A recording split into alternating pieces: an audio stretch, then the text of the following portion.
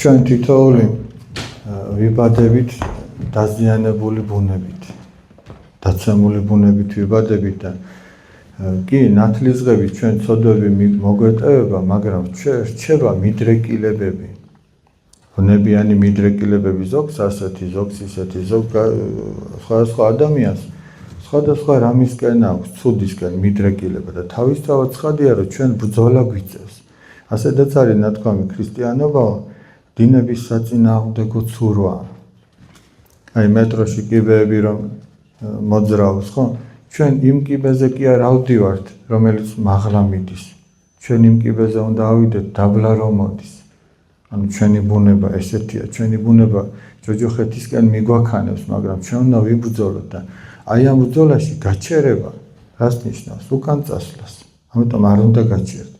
რაც შეეხება იმას, რომ სინდისი ბოლომდე სუფთა არასოდეს არ გექნება. სინდისი სუფთა გექნება მაშინ, როდესაც საკუთარ შეცდომებს კაცი არ ამართლებს. აქ რატო იქნება სინდისი დაბინძურებული? სინდისი ბინძურდება და ესე იგი გვაწუხებს მაშინ, როდესაც ჩვენ შეცდომა მოგვდის და ამას შინაგანად ვცდილობთ, რომ გავამართლოთ. ჩვენ თუ არ ვამართლებთ, მაშინ პრობლემაც არ არის. ნახეთ სახარებაში სინდისზე რა წერია. წინა მოსაჯული ეწოდება. ანუ თანამედროვე ქართულით მოწინააღმდეგე და ასეთი რამეს ამბობს უფალი. სანამ შენს მოწინააღმდეგესთან, თანამედროვე ქართულით ვიტყვით, სანამ შენს მოწინააღმდეგესთან ერთად გზაზე გახარ და სასამართლოსკენ მიდიხარ, ეცადე რომ გზაში შეურიგდეო. რომ ამ მოწინააღმდეგემ და მოწინააღმდეგე რატო ეწოდება, იცით? ჩვენ როდესაც სიკეთის კეთება გვაქვს წინ და გვეზარება, გვეწინააღმდეგება, რომ რატო არ აკეთებ, მარტივად რო ვთქვა. ან როდესაც ცოდვის ჩადენა გვინდა, ჩვენ ის გვეწინააღმდეგება, რომ ის არ უნდა გააკეთო, შენ როგორც ადამიანს არ შეგშვენოს.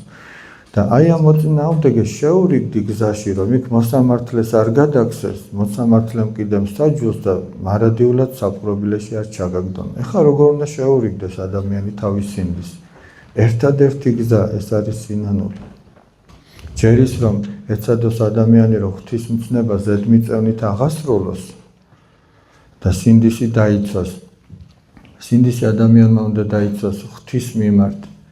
დაიცვას ადამიანების მიმართ და წმინდა აბა დოროთე ამბობს ნივთების მიმართაც კი. ნივთების მიმართ როგორ? დავუშვათ გაქვს შესამოსელი, რომელიც ჯერ კიდევ გამოდგება. არ უნდა გადააგდო მხოლოდ იმის გამო, რომ ახალი მოგინდა. ტელეფონი თუ სხვა, იმიტომ რატო? ჩვენ გვაქვს რაღაცა, რაც გჭირდება და გვაქვს კიდევ რაღაცა, რაც გვინდა. კი არ გჭირდებოდა, მაგრამ ესეთი გვინდა. და ის რაც საჭიროებასა და მდომას შორის არის განსხვავება, აი მდომას რომ გამოვაკლოთ საჭიროება, რას მივიღებთ? ეს ჩვენი უნებებია. აი ამის გამო ვიყიდეთ და სინამდვილეში ის რაც მდომასა და საჭიროებას შორის არის, დავუშვათ რაღაცა რაც გჭირდება 100 ლარი ღირს, რაც გვინდა 150. აი ის 50, რაც ტყუილად დავხარჯეთ, ის სინამდვილეში ჩვენი კი არ არის. იქნებ მეზობელს ჭირდებოდა რაღაცა. ახსოვთ ოტია იოსელიანი რო ამბობს, თუ მეზობელსო ჭრაკიც არა აქვსო, შენო ჭაღს ნუ ააბრიალებ. ხო გახსოვთ? ანუ ის ზედმეტი რაც თითქოს ის არის, ის იქნებს შენთვის არ არის და სხვისთვის მოგცა ღმერთო. და თუ ესე ეცდება ადამიანს ზედმიწევნით სინდისი დაიცვას ყველაფრის მიმართ, არ დაუმძიმდება სინდის, მაგრამ სადაც შეეშლება, იქ არ გაამართლოს